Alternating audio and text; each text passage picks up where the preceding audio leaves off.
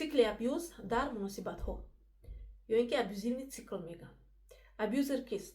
Абьюзер ин шахсе аст ки зӯроварӣ мекунад, равонӣ, ҷинсӣ, ҷисмонӣ ва ҳатто молӣ ҳам.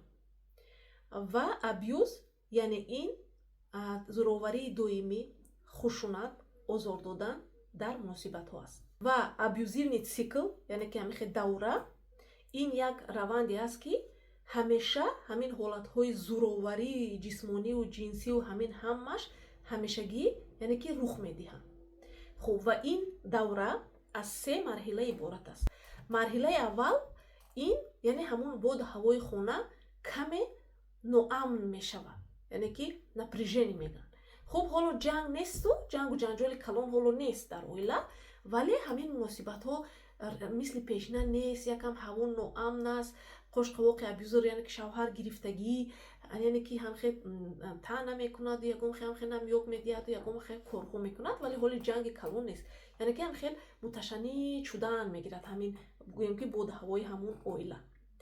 ва дуюм марҳилаш ин замоне ки аллакай ин ҳамла шуд, яъне ки он зӯроварӣ шуд, ё ин ки лату кӯб шуд, ё ин ки таҳқиру таънаву маломатҳо шуд, ё ки ҷангу ҷанҷоли хела калон шуд, яъне он ҳодиса аллакай шуд.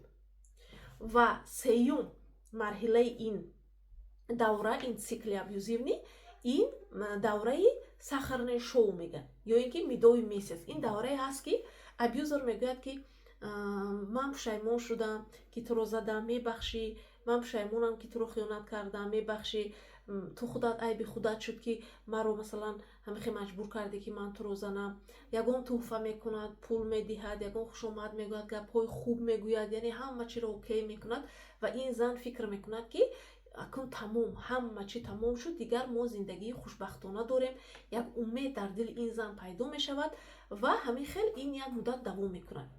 ва вақте як муддат оромӣ мешавад баъди ин, хуб, ва боз шурӯъ мешавад, боз ҳамон напряжение, яъне ки муташаннид шудани ҳамин ҳолат, хуб, ва боз ҳамон ҳамла ва боз сахарное шоу, яъне ки моҳи асал. ва зане ки пайваста дар ҳамин давра қарор дорад, яъне ки ӯро аввал яъне ки ҳамеша бо он дуруст гап намезанад ва баъд ҳамла мекунанд, яъне ӯро лату кӯб мекунанд, ё ин ки ягон хел зӯроварӣ мекунанд, хуб, равонӣ ё ки ҷинсӣ, ҷисмонӣ, ва баъд аз он барои ӯ як моҳи асал мекунанд ки яъне бахшиш мепурсанду гул тӯҳфа мекунанду ҳама корро мекунанд.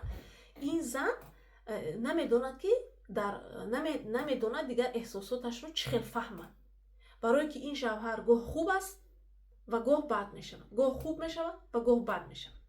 ва чаро ҳамин занҳо дар ҳамин гуна муносибатҳо хеле дуру дароз мемонанд? барое ки дар даврае ки вақти ҳолат вазнин шуд, боду ҳавои хона, ин зан ҳатто зери лату кӯб қарор гирифт, таҳқирҳои ҳамешагӣ, шояд аз он пул надиҳанд, яъне ки молиам кунанд, абьюзи молӣ, хуб, ва ҳамин ҳолатҳо дар вақте ки қарор гирифт, дар ёди ин зан чӣ мезанад? ҳамон сахарное шоу. як умед дорад ки ин марди ман хуб буд ку, оно ман да гул падарка кард ку, пул дод ку ки либос хар, хонаи очам равон кард, яъне ки хушомад гуфт, чӣ қадар вақти хуб гузарондем. хуб, яъне ҳамон рӯзҳо ба ёдаш мерасад ва анамин таҳқирҳо, ҳамин зӯровариҳоро тоқат мекунад. яъне ҳамеша гӯё ки як умед дар дилаш дорад ки ин як рӯзе иваз мешавад. вале хабари нохуш ҳамин аст ки ин гуна мардҳо иваз намешаванд, то агар ба равоншиноси худашон муроҷиат накунанд. ва зане ки пайваста дар чунин муносибатҳо қарор дорад, дар аввал дар ин зан як ҳолати хастагии равонӣ пайдо мешавад ва ҳамчунин тарс дорад, барое ки ин абьюзер дар замоное ки ҳамла мекунад, мегӯяд ки агар ту рави ман туро мекушам, кӯдакҳоро мегирам, хонаро мегирам, ёрдам намекунам. хулоса, яъне ҳамин тарс дар дили ин зан ҷой мекунад ки ин зан метарсад аз ин муносибатҳо рафтан.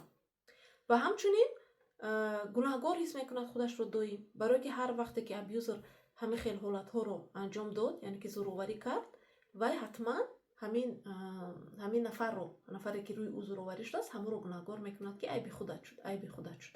барои ҳамин оҳиста ин зан чун боварию ҳама ин чизҳоро аз даст медиҳад, дигар ба эҳсосоти худаш бовар надорад, ба худаш бовар надорад, ҳамин гапҳои ҳамин абьюзерро бовар мекунад ва ҳамчунин ҳамун умеде ки гуфтем дар дилаш ҳаст, ҳамун занро дар ҳамин гуна муносибатҳо меқапад. Вале ин хела барои зан мушкил аст, барое ки ин на танҳо сабаб мешавад ки ин зан ба бемориҳои депрессияву яъне ба бемориҳои равонӣ яъне гирифтор шавад, ҳамчунин ба бемориҳои ҷисмонӣ ҳам гирифтор мешавад аз ҳисоби психосоматика. барои ҳамин занҳои муҳтарам, агар шумо бо абюзер зиндагӣ мекунед, яъне дар гуфтаҳои ман худатонро шинохтед ва фикр мекунед ки шумо қурбонии ин абюзер ҳастед, яъне ки дар он сикли пайваста шумо қарор доред, яъне гоҳ марди шумо хуб асту гоҳ масалан бад аст, яъне шумо намедонед ки дигар чӣ кор кунед, ҳатман ба равоншинос ба ман муроҷиат кунед, суҳбат мекунед. шумо чӣ фикр доред? Лайк ва подпискаро фаромӯш накунед.